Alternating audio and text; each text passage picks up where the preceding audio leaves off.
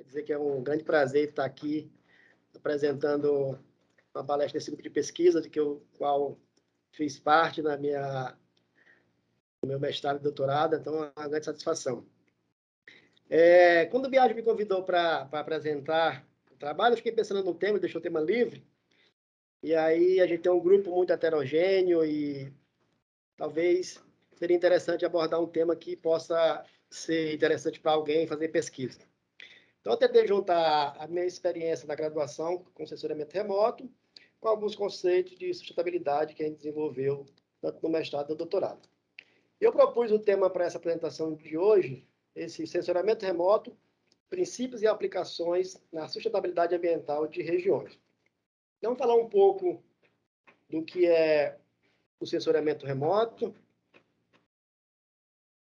os conceitos, sobre imagem de satélite e algumas aplicações. Vou tentar passar aqui, está falando aqui para mim.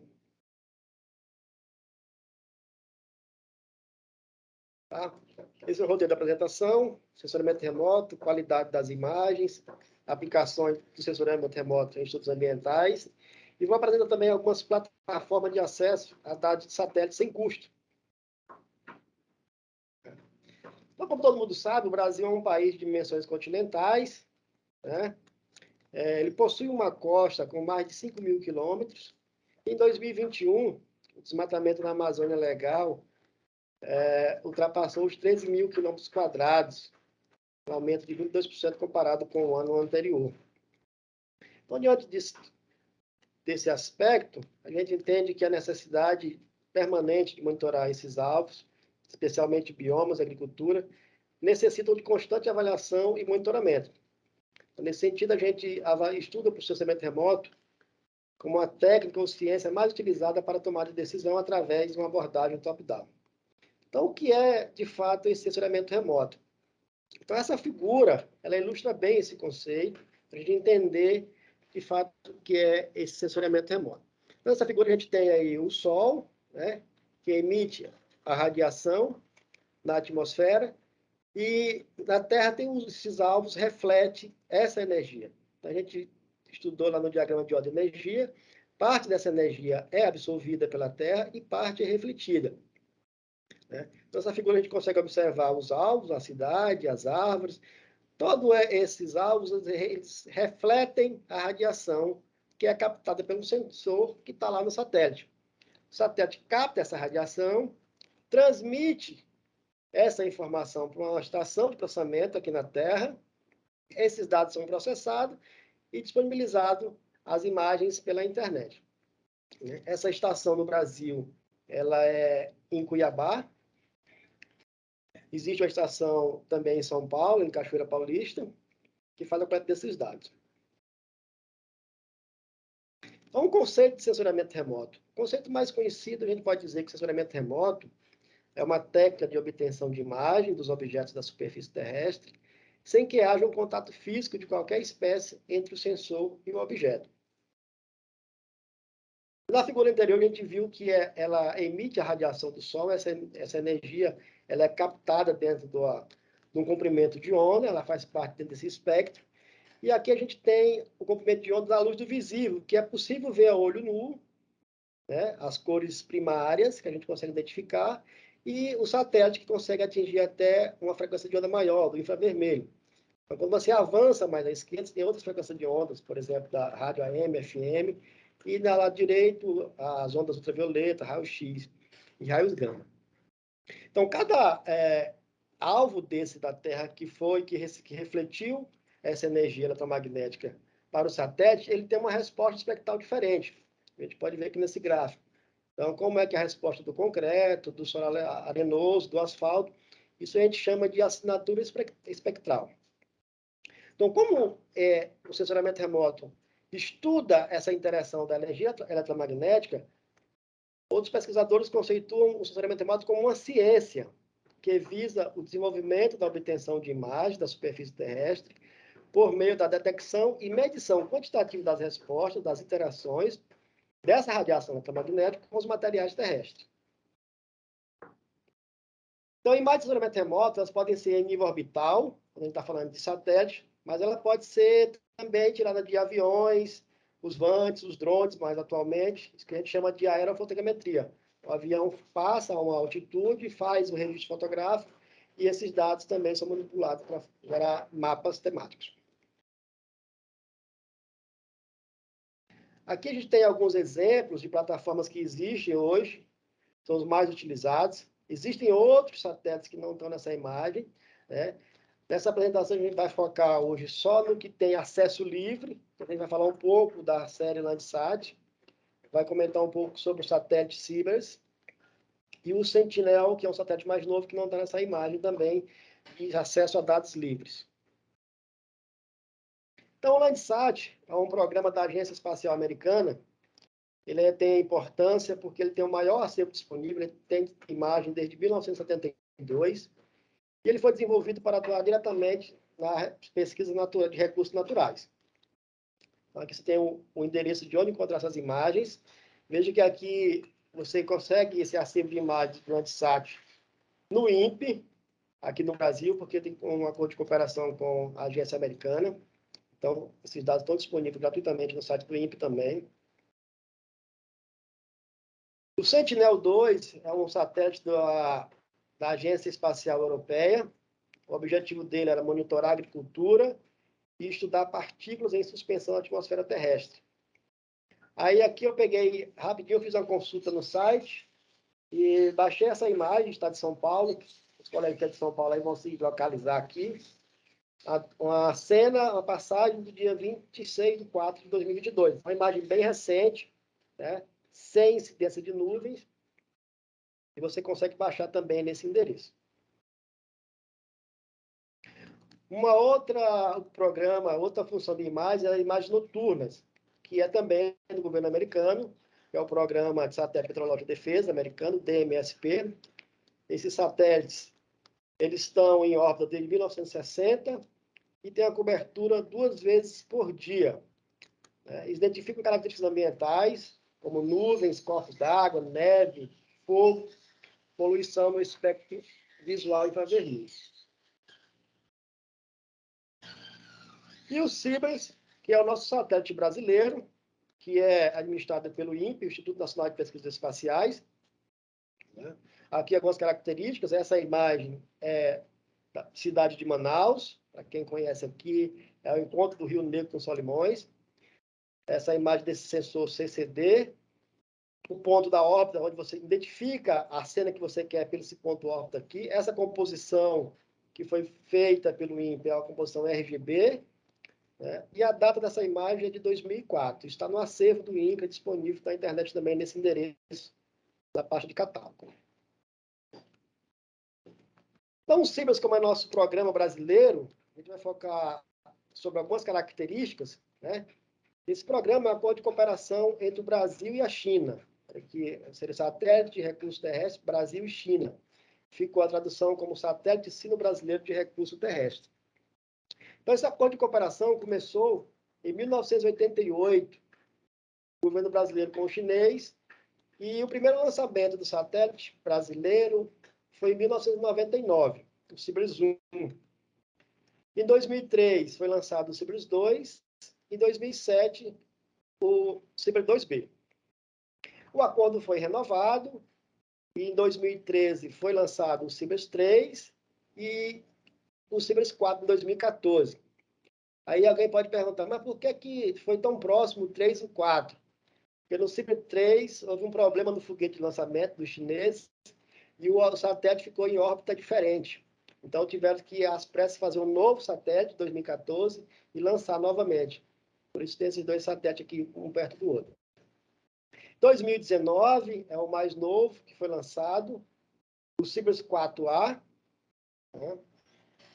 E em 2021, o Brasil conseguiu lançar seu primeiro satélite autônomo, toda tecnologia brasileira, que ele denominou de Amazônia 1, exclusivamente para monitorar a Amazônia. Então, o programa foi criado tanto para os dois países, para controlar o desmatamento e queimada, no caso do Brasil, especificamente para a Amazônia Legal, para monitoramento de recursos hídricos, áreas agrícolas, crescimento urbano, uso e ocupação do solo, educação e inúmeras outras aplicações. Dentro do próprio INPE tem um programa de educação que incentiva os professores de ensino médio e básico a utilizar o sensoriamento remoto na sua disciplina de geografia, por exemplo. E inclusive, tem curso aberto agora, né, para professores. Né? E ele é a base fundamental para os programas estratégicos nacionais, que é o PRODES, que é o Sistema de Avaliação de Desflorestamento da Amazônia, o DETER, é de avaliação em tempo real, e o CANASAT, que é o monitoramento da área canavieira, entre outras aplicações. Aqui algumas características das duas gerações de satélite, que foi mudando ao longo desse tempo, né? O que foi que evoluiu.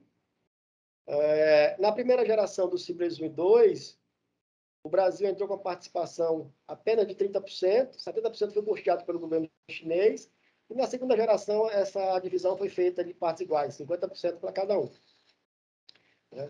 Esse acordo de parceria que foi gerado em 88 e disponibilizou o satélite em 99, teve um investimento superior, na época, a 300 milhões de dólares. E hoje o Cibers 4 já disponibilizou de maneira gratuitamente mais de 2,2 milhões de imagens foram baixadas do site para infinitas aplicações. Tá, mas a gente falando de imagem de satélite, sensoramento remoto, é preciso entender alguns conceitos básicos, né, com relação à resolução das imagens de satélite. Né? Então, existem 4 resoluções que precisa de conhecer, que é a resolução espectral, temporal, espacial e radiométrica. Eu gosto muito da analogia que, se você estiver olhando essa imagem de satélite e você não conhecer esses conceitos, é como se você fizesse uma imagem do seu celular de uma multidão e quisesse adivinhar o nome daquelas pessoas, sem ao menos conhecer. Então, é fundamental a gente ter o conhecimento básico com relação à resolução dessas imagens, para saber como aplicar esses produtos, qual a melhor composição, que alvo eu preciso destacar quando eu estiver fazendo a minha avaliação. Tá? Então, o que é a resolução espectral? A resolução espectral ela diz respeito ao número de bandas desse sensor. Então, cada satélite, tem alguns satélites que são de privados, pagos, tem maior resolução espectral do que o Landsat, do que o Cibers, mas tem custo, né? Essas imagens são pagas e tem suas definições para as suas aplicações. Então, quanto maior o número de bandas, maior a resolução espectral desse sensor. Aqui um exemplo do satélite Landsat, ele tem 7 bandas, a frequência de ondas que ele atua dentro daquele espectro eletromagnético que a gente apresentou e qual o tipo de sensor. Então, vai variar também essa resposta espectral conforme o sensor que é usado no satélite.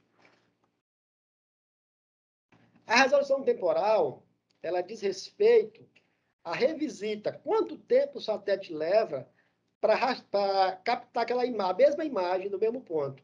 Então, esse exemplo aqui seria a faixa do Landsat, como ele passa no Brasil, num dia, a faixa que ele consegue captar, e com 16 dias ele consegue repetir o mesmo local. Então, a resolução temporal do Landsat ela é 16 dias. Eu quero dizer que a cada 16 dias eu consigo monitorar aquele alvo que eu estou rastreando. No caso do Brasil, o Cibers 4, ele tem uma resolução temporal de 26 dias, e esse mais novo, o Amazônia 1, ele tem a resolução temporal de 5 dias. A cada 5 dias, ele tem uma faixa maior, então diminui o tempo de rastreio. A resolução espacial, ela se refere ao tamanho da área registrada de um pixel, que corresponde na realidade. Então, se você olhar aqui da esquerda para a direita, a gente tem a imagem Landsat, com resolução espacial de 30 metros, a gente chama isso, é um produto de baixa resolução. Uma resolução intermediária, que é o SPOT, satélite privado, com resolução de 10 metros, e o ICONOS com resolução de 1 metro. Então, média resolução e alta resolução. Né? Existem outros satélites pagos com melhor resolução, menor do que 1 metro, e também o mecanismo de fazer imagens de levantamento aéreo, de aviões. Então, você tem uma altura de voo mais baixa, em escala intermediária, e consegue um produto com resolução menos de 1 metro, por exemplo. Por exemplo, nessa imagem, você consegue ver se essa imagem apresenta uma resolução com um pixel de 12 metros, você consegue ver simplesmente esse tom de cinza. Se eu aumentar a resolução, eu consigo identificar. Por exemplo, aqui uma resolução de 10 centímetros, eu consigo identificar que aqui tem um carro, que provavelmente está passando um pedestre, que tem outro carro. Então, quanto maior a resolução espectral, mais detalhe eu consigo ver nessa imagem. Então, isso vai depender do produto que eu quero aplicar, qual a imagem vai me atender, se uma de 30 metros ou uma de 1 metro. A resolução radiométrica, ela se refere ao nível de cinza dessas imagens, né? Ela varia do branco até o nível de cinza, ao preto, a intensidade eletromagnética, tanto que ela é emitida ou refletida, né, no valor médio da superfície da Terra. Então, ela quer dizer que se eu tiver uma imagem de 8 bits, ela corresponde a 256 níveis de cinza. Então, ela tem mais detalhes do que essa imagem de 2 níveis. Então, quanto de nível de bits que eu separo essa imagem? Se é essa menor imagem de resolução da imagem, esse quadrado, essa área que chama de pixel. Cada pixel tem um número digital equivalente a esse pixel que vai formar as imagens. Aqui eu coloquei alguns periódicos que existem na área de sensoriamento remoto, né, bastante conhecido aqui, sensoriamento remoto na ciência, aqui exatamente, especificamente com aplicações ambientais. Né? O MDPI, que são todos de acesso livre, que tem um específico para sensoriamento remoto. Né? E aqui tem os dois últimos publicações que foram transformadas em livros. Sensoriamento remoto de aplicações de savana e floresta, e um número especial só com imagens noturnas como proxy para calcular a performance econômica de regiões. Então, sensoriamento remoto, algumas aplicações de estudos ambientais. Então, esse pesquisador, Alans 2014, ele diz que a sustentabilidade regional, ela garante também a sustentabilidade social e econômica. Por isso é importante.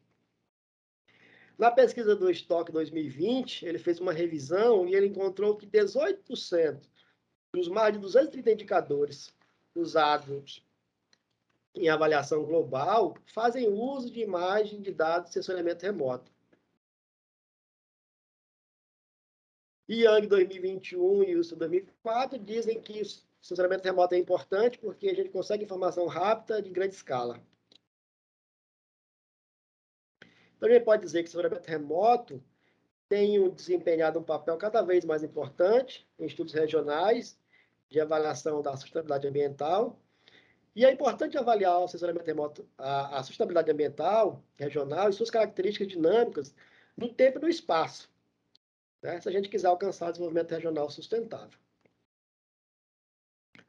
Aplicações, Suda 2003, baseado em imagens noturnas, ele criou um indicador de sustentabilidade ambiental com base nessas imagens.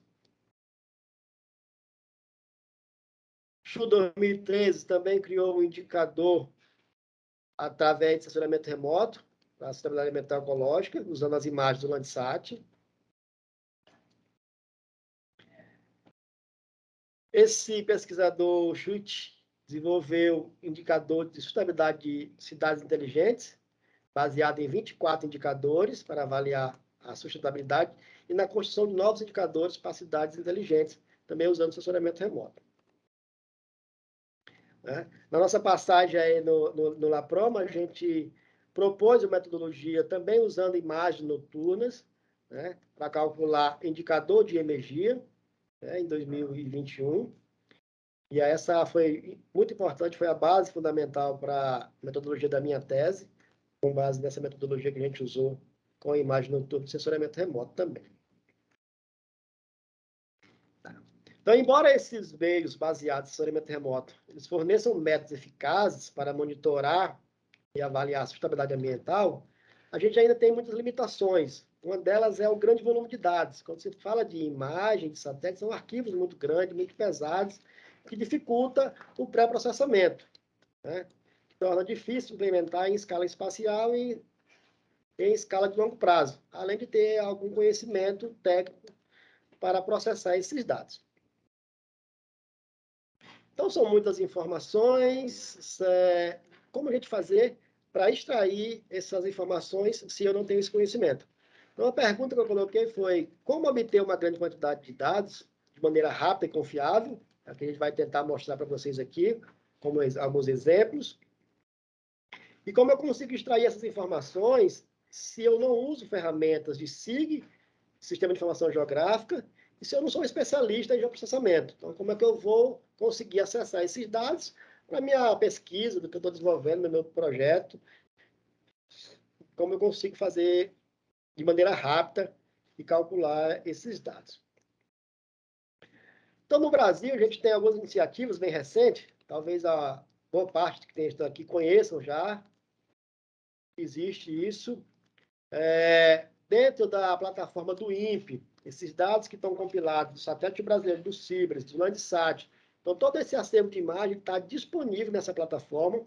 Essa é uma plataforma de dados geográficos. Então eu consigo, aqui de maneira rápida, faz um cadastro, eu consigo definir a área que eu quero pesquisar, se eu quiser por estado, se eu quiser por bioma, por município, o ano que eu quiser.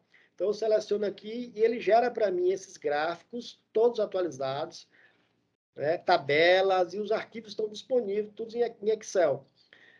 Arquivo shape e imagem, para quem tem conhecimento, mas se você não tiver, você consegue usar essas informações em Excel.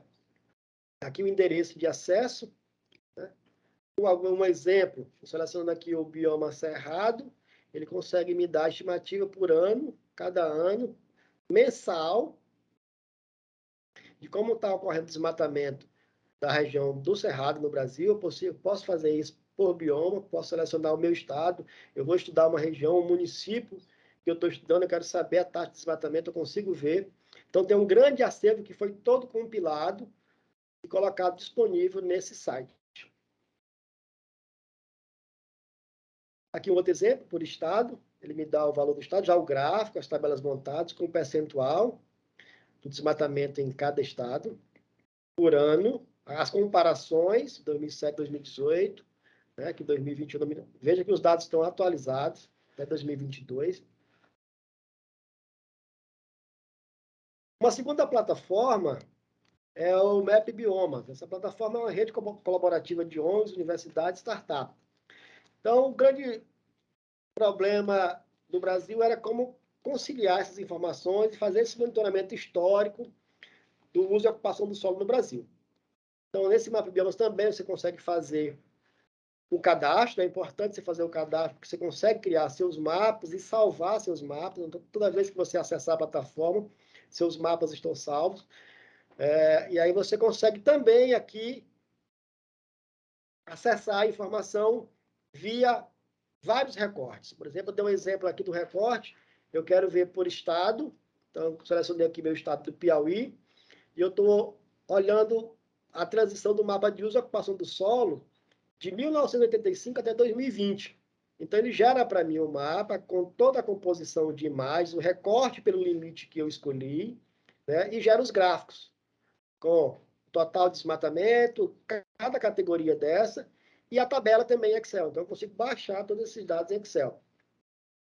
Então, tenho várias opções aqui de desmatamento, eu consigo ver sobre agropecuária, infraestrutura novo, está sendo lançado agora, sobre queimada, sobre mineração, água. Então, depende muito da aplicação que eu quero fazer no meu estudo. Talvez eu encontre essa informação aqui via plataforma do Map Biomas. Um outro exemplo, eu fiz a seleção aqui de uma região menor, uma bacia hidrográfica, né? Bacia hidrográfica do Rio Tietê. Então, automaticamente, ele me gerou o recorte com o mapa de uso desses 30 anos e as tabelas e gráficos que eu consigo baixar diretamente com o meu computador, sem custo nenhum, e consigo salvar esse mapa para futura pesquisa posteriormente na minha pesquisa. Tá. Toda essa plataforma do Map Biomas, ela foi feita e foi estruturada com base nessa plataforma maior, que é o Google Earth Engine. Essa é uma plataforma em escala planetária para dados e análise de estudo da Terra, né? Então, segundo o NITS 2015, o Google Earth Engine é uma plataforma de armazenamento online para processamento de imagens de sensoramento remoto, atualmente sem custo e com uma série de dados de mais diversas partes do mundo. Tá, em 2015, quando ele disse isso, realmente era livre, agora já está disponível a parte comercial, para quem quiser um produto com mais detalhes, também você consegue comprar. O fato é que essa plataforma disponibiliza todos esses dados de maneira gratuita. Qual é a vantagem dessa plataforma? É que resolve o problema dos arquivos, do processamento da imagem, que é um pesado, precisa de conhecimento técnico. Agora eu posso simplesmente acessar a plataforma via cadastro, né? Eu me inscrevo aqui. Para se cadastrar nessa plataforma do Google Earth Engine, você precisa ter uma conta do Google, você faz o cadastro e já consegue usufruir e usar os dados, né? Então, vou mostrar algum exemplo aqui. Aqui tem um exemplo dos dados que estão disponíveis. Todo esse acervo de satélite, de Landsat, de Sentinel, satélite Modes, tem a resolução melhor. Então, tem uma série de produtos aqui disponível, inclusive de pesquisas realizadas que também estão disponíveis para você tanto utilizar o script ou baixar esses arquivos para se aprofundar. Então, aqui um exemplo de imagem de temperatura de superfície e de clima. Então, aqui eu trouxe um exemplo de como eu fiz um acesso rápido do mapa de São Paulo e uma composição de imagens Landsat, extraindo o NDVI. O NDVI, que é para quem usa aí é mais da área de florestal, que usa para identificar vegetação, a gente usa esse componente aqui do NDVI. Né? Mas alguém pode perguntar, tá, Márcio, mas eu não entendo de programação. Eu preciso programar em Python dentro do Google Earth Engine. Então, existe uma série de scripts já feitos por outros pesquisadores. Você consegue fazer uma busca rápida aqui. Dependendo do tema que você quer, você pode pesquisar. E talvez alguém já tenha feito isso e esse script está disponível aqui. Né? Então, você consegue pegar esse modelo do script. Então, nesse caso aqui, eu peguei um script desenvolvido por alguns pesquisadores da Universidade de Goiás. Eles fizeram o NDVI para o estado de Goiás. Eu simplesmente copio esse script para dentro da minha pasta, alterei o valor da variável que eu queria mostrar. Aqui na região, eu alterei para estado e mudei de Goiás para São Paulo. Então, mando rodar esse script e ele me mostra aqui já a imagem do estado de São Paulo, com a imagem Landsat, o mosaico montado e o NDVI já calculado. Então, não preciso ter conhecimento de processamento. Eu posso simplesmente alterar o script aqui no texto e mandar rodar. Ele automaticamente abre a pasta para mim e já disponibiliza esses dados no meu Google Drive. Né? O segundo exemplo, aqui tem todos os scripts que são disponibilizados pelo projeto Map Biomas. Né? Então, eu fui lá, abri o script Map Biomas do uso e ocupação do solo. E veja que no programa eu defini essa minha área de estudo que eu fiz no doutorado, que foi a região do Mato Piba, uma região específica, né? De economicamente característica ali de produção de grão de soja, junto a esses estados Piauí, Bahia, Maranhão e Tocantins. Né? E aí eu inseri dentro do Google Earth Engine o meu polígono de interesse, via Shape, selecionei os anos que eu queria, 2020 e 85, e mandei rodar aqui esse script. Ele já faz a mesma coisa e devolve para mim lá no meu Google Drive. Então, de forma rápida, sem ter necessidade de saber programar em Python. E aqui tem vários scripts aqui dentro do que está sendo pesquisado, vários produtos de vários satélites diferentes. Então, você consegue encontrar aqui algo que lhe interesse, que esteja de acordo com a sua pesquisa, e você consegue baixar o script e alterar, simplesmente aqui mandar rodar. Então, de maneira rápida, você consegue extrair essas informações. Aqui, para quem quer se aprofundar, eu trouxe um exemplo de um artigo que foi publicado por alguns pesquisadores, desenvolvedores do projeto Map Biomas, né, que fizeram o mapeamento da vegetação do Cerrado, usando imagens do Landsat e processando dentro do Google Earth Engine. Então, tem um passo a passo que explica como se faz dentro da plataforma, é fácil de fazer, então você pode adequar para a sua pesquisa. Então, para finalizar, eu trouxe essa imagem, acredito que alguém já tenha visto essa imagem. Ela foi elaborada pela Agência Espacial Europeia e ela fez uma modelagem de todos os satélites que estão em órbita hoje. Né? A NASA chamou isso de colmeia de satélites. Então, são mais de 6 mil satélites que estão em órbita desde 1957. Né? Como esse satélite tem vida útil, em média, de 3 a 5 anos, então muita coisa está aí perdida no espaço, como lixo espacial ao redor da Terra. Talvez isso, mais para frente, pode gerar alguns problemas também para ser estudado, de como eliminar esse lixo aí para contribuir com a sustentabilidade. Então, era isso que eu tinha para apresentar. Muito obrigado. E estou às ordens para a gente responder alguns questionamentos.